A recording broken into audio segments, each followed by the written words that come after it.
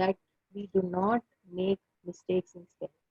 So how do we not make mistakes in spelling? Use dictionary, use spell check, use all those softwares that is available to check the spelling, or memorize. You have to memorize. You are not supposed to make mistakes in the spelling. So that is what is the next thing. So there are just a second. So there are some spellings that we make mistake in, that we are not able to, or some kind of spellings that we commonly make mistakes. So they have given us some words. So I was not able to type the entire. They have given us around like I think 50 words or something. So I was not able to type the entire set of words. So I'll just read out some words. One,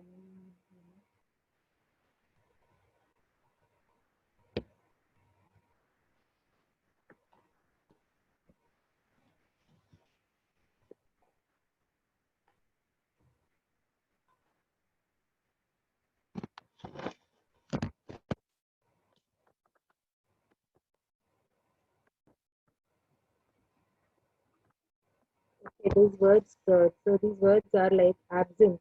Are you able to hear me? Are you able to hear me? Yes, ma'am. The words are like absence, accessible, accommodate, achieve, analyze, existence, exceed, 40. There are around, I think, almost 70 to 80 words. So they have given us a set of words. Okay, 80 words are there. They're given us a set of words like pursue, questionnaire.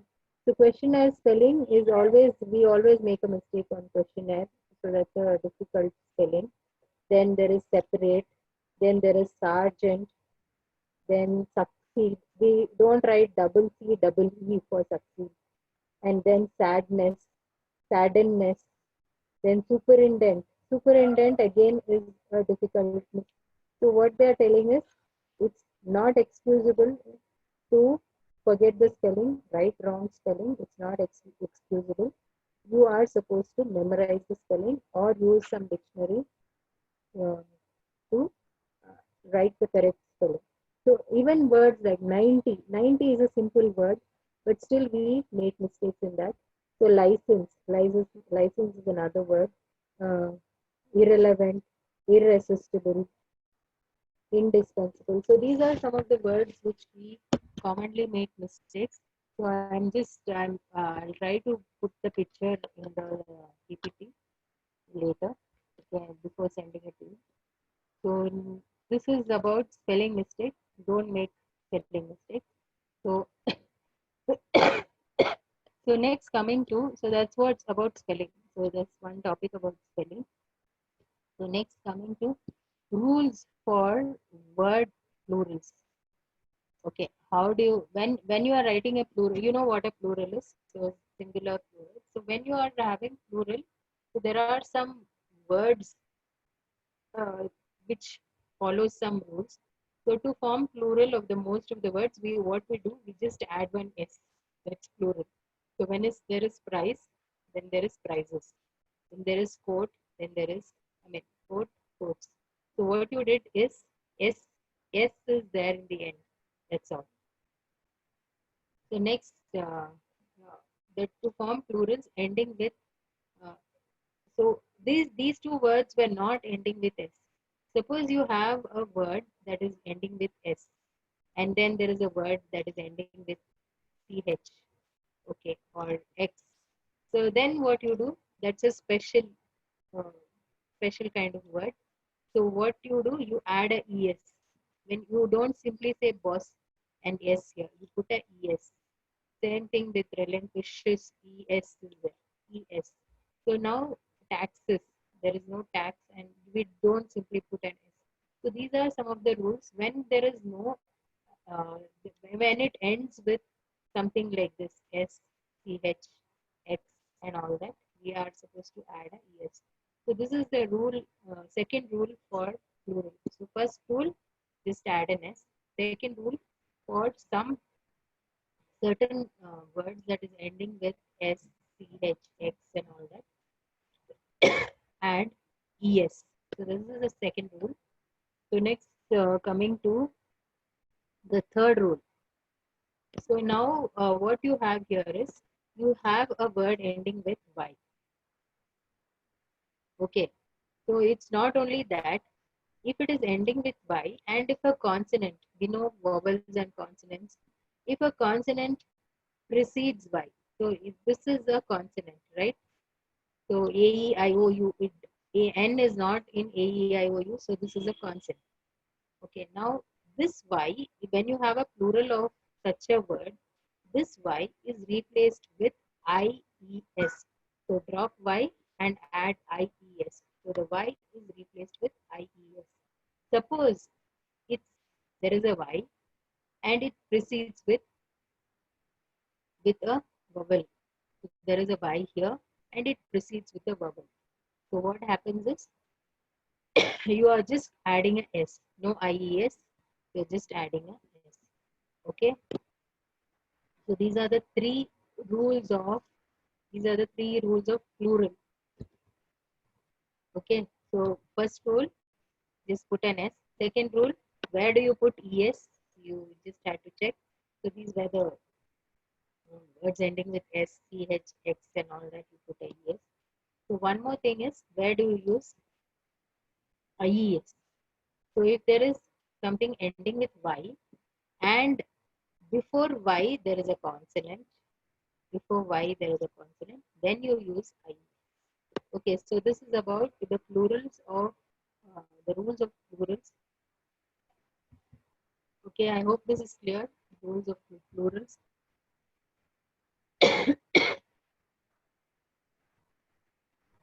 We'll go to the next topic. So that is words ending in C, G. So what you will do in this case? So here there are words ending with G, ending with C. So what is happening here is, when you add OUS or ABLE, we are not, so you can see, we are not dropping anything. Chargeable, changeable, noticeable, serviceable. Okay, we are not changing anything in these. So this is one word, one of the rules of, these are some random spelling rules. Okay, so when you have a C or G and you are adding OUS or A, chargeable, noticeable, all that, you're not dropping anything. Okay, do not drop. So next, when you're having a word ending with L, so final, principal. Okay, so in that case, do not drop, the L. You're just adding a ly. So this is one of the, again, a random rule for the spelling. So this is one. This is the second one. So just after L, if it is ending with L, just put ly. So next, the third rule is when you drop E. Okay, so you can just look at this word, have, believe, dine, time. Actually, this E is silent. I can just HAV is also have, believe. That E is silent in all these words. So word ending with a silent E. So drop that word E. So when you are having a vowel, so that is E. When you are adding a suffix within the beginning of the vowel, so drop that E when you are doing this. So when you are putting an ing with it, drop this E. When you drop this E, again drop. Okay, all this.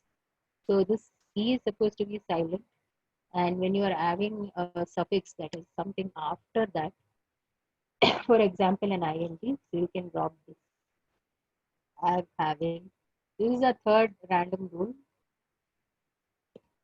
So similarly, one more rule is there, and this is a slightly different rule. Place an I before E. So place I before E except after C. So any word, so that has an I before E. So you can relieve. So you can place an I here. So there is, but if there is a C before E, then you won't place one I here. Then there is C here. There is a E. There is a C before E. So in that case, there is you will not have an I before E. Okay, that's what it says. Place I before E. That's what they say. Any word you have an IE, except if it is not, if there is no C coming before E. Okay, this is another special rule. So, but there are many exceptions. You cannot make this one pakka rule kind of thing. For every word, you cannot make. There are a lot of exceptions. So here also there is I coming after E. So there is I coming after E, I coming after E. So this is the other way around. So these are a lot of exceptional words, so which does not follow these rules. Okay, so that was the fourth common rule. Um, so far, any doubts you have?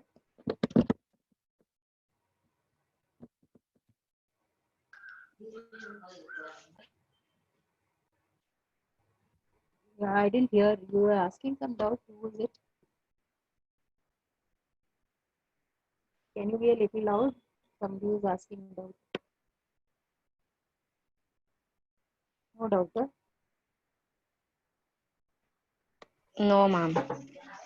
Okay, so we'll continue. Or it's like I think we have reached almost the end of our chapter and the module. I think I have just I'll just repeat this. So we have words ending with CEGE. So no dropping. So no dropping here. And even when you are ending with L, again no dropping, no drop. Don't delete anything. So here we'll drop because E is silent. Wherever such words where E is silent ending, so here we'll drop. So it is generally said that always we have a I before E. Always we have a I before E. But there are exceptions where I is not there before E. These are some of the words where I is not there before E. And if you before E, then also I will not be there before. Okay, so this is another random rule of spellings. So these rules are supposed to help you to remember the spelling rules. Okay, so finally what we have, so this is the final slide that we have, and one important, very important slide. So what we do generally is when we are writing our names, so our name will be uh, maybe we have one name, a single word in our names. We may have two names, we may have three names. So we have Ganesh Kumar Sahani is three names. Venugopal is two names. So Joshua has two or three names, right? So here what we do is we need to capitalize in the sense. So when it is Joshua, J should be capital. The other Joshua, the other remaining words, or sorry, remaining letters can be small. And the second name, again, the second name also should start with a capital, not with small letter. So that mistake some of us still do. So it should be a proper, every proper name should start with a capital letter. If you are starting your Ganesh Kumar Sahani, if you are starting K with a small letter, it is a mistake. If you are starting Sahani S with a small letter, it is a mistake. So your G, your K, your S, all that should be capital letter. The remaining letters can be small. So this is one important rule for your name, especially for your name. Capitalize all proper names and the beginning of the word. And even when you're starting a sentence, beginning words of a sentence will be in capital. Okay, so this is one name. So it's a single name. So here there are two names. So B should be capital and G should be capital. Okay. G should, if G is small or B is small, it's wrong. It's a mistake. So that's not the rule when you're writing your names. Okay, so this is about name. And now you might ask the questions like uh, this kind of names: eBay, iOmega, Nvidia. Okay, all these. Now, how come these are starting with a small letter? Okay, this is not. This is some name. The owner purposely gave this name. He wanted in that way. He has registered it in that way. He wanted in that. So in these cases, you can have a small letter like it's the owner's wish. Then you can have it like this. Otherwise, you are not supposed to have it like this. Okay. Most of the company name starts with a, we write it with a capital letter. Okay. One more thing is when you are giving an address or when you are giving the street name, when you are giving your, so when you are saying K.R. Puram, K. Krishnarajapuram or whatever, K should be capital, R should be capital, P should be capital, T.C. Palya, T should be capital, C should be capital, and I have seen many of us, we write T.C. Palya all in small letters, T and C and Palya, everything in small letters. No. So T should be capital, C should be capital, and P also should be capital. So that's how you are giving a kind of standard to your to whatever you write. Your That's how you give standard. If you write it all in small, it doesn't look nice and it is not the standard. Okay, so this is something some American street, East Boyd Avenue. Then geographical, even streets, you should write it like this. Geographical places, you should write it like this: Chicago, Indiana, Finland. All this starts with a capital. That's what is called as capitalization. Companies, Yahoo, Intel, Wipro, Emphasis, IBM, or whatever, all those should be in capital. So suppose you are saying Principal Dr. L. Suresh, Principal or President or Vice President. It should, this also should start with capital. Capital what President Watkins. And next, title of the books, articles, poems. The title when you are writing the title. So the name of this book is Basic Business Communication. So you can see B in capital, here business B in capital, communication in capital. So this is how you capitalize it. Okay, so this is about the title, and this is something common. I think we all know this. So any word in a sentence start with capital. I mean, any first word in a sentence, not any word, sorry. First word in a sentence start with capital. And this is the second sentence. After full stop, is again start with a capital. So don't think these are all not important. This will define the standard of a person, how groomed the person is.